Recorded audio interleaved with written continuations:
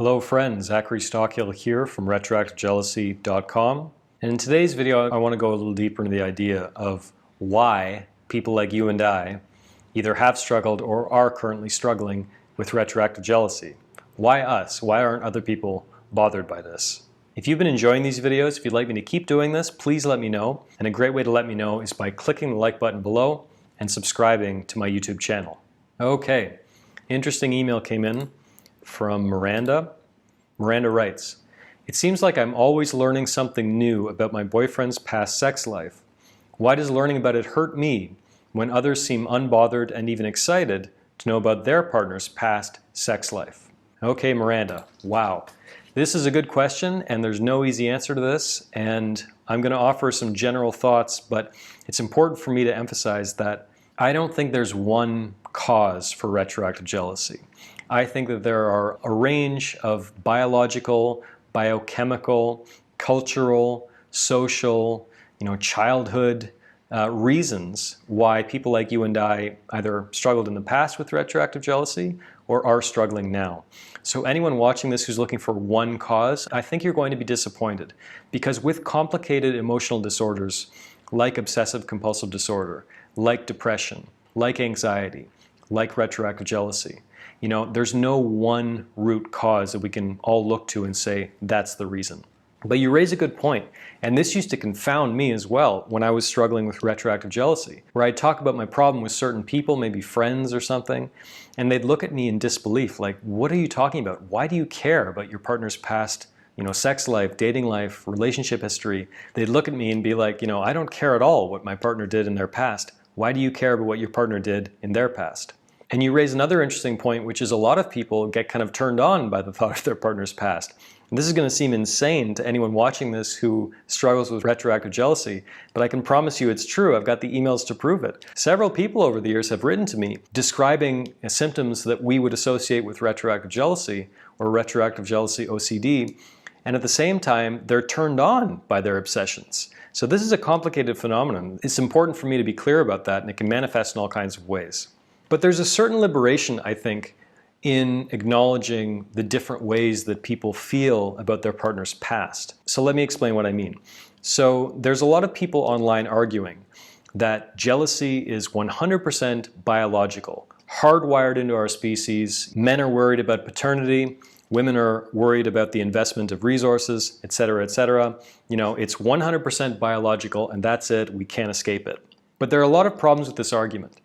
And I'm not trying to argue, by the way, that jealousy is not biological at all. I do think there's a biological component to jealousy, absolutely. But I don't believe it is 100% biological, and I know that not all human beings on the planet struggle with this the same way that people like you and I do. For example, my favorite example of this, I read this example in a book by Dr. Chris Ryan called Sex at Dawn, which is a tremendous read, highly recommended. He describes this hunter-gatherer tribe, I can't recall where their idea of how babies are born, how babies get made, is babies result from the accumulation of semen inside a woman. And the more men that the mother-to-be has sex with, the more the baby will absorb the positive traits of those individuals. For example, if a woman wants to have a baby who's smart, funny, and tall, she'll go have sex with the smart, funny, and tall guy, and that's how they believe babies are made. And in a lot of hunter-gatherer tribes around the world, there's zero jealousy. There's a lot of sort of promiscuous sex going on and people swapping partners and a shared sense of paternity. So the argument that jealousy is always 100% biological kind of falls apart here.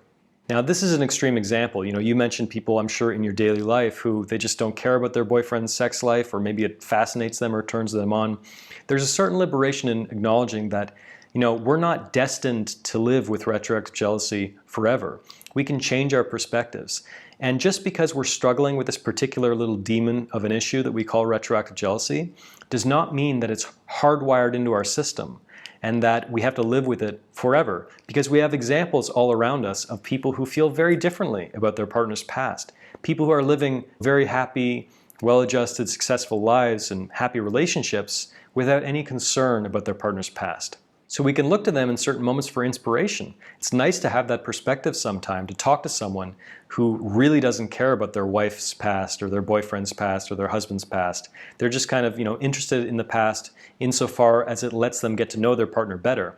We can be inspired and sometimes motivated by those people in certain moments. Furthermore, I firmly believe that you'll drive yourself crazy over time if you keep asking why. Why do I struggle with this? Why me? Why now? Why him? Why this? Why that?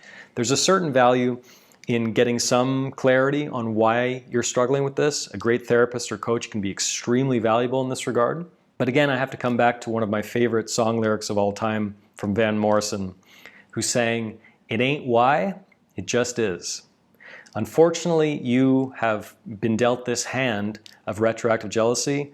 I was dealt this hand, many years ago when I struggled with this, but it's not inevitable. It's not something you have to live with indefinitely. There is a way forward. There is a way out. And with enough effort, dedication, consistency, and a sense of humor, you can absolutely beat retroactive jealousy. You do not have to live with this for the rest of your life. Thanks for your question. Thanks for watching this video. If you found this useful or interesting in some way, please be sure to click the like button below. Also be sure to subscribe to my channel, and I'll talk to you again very soon.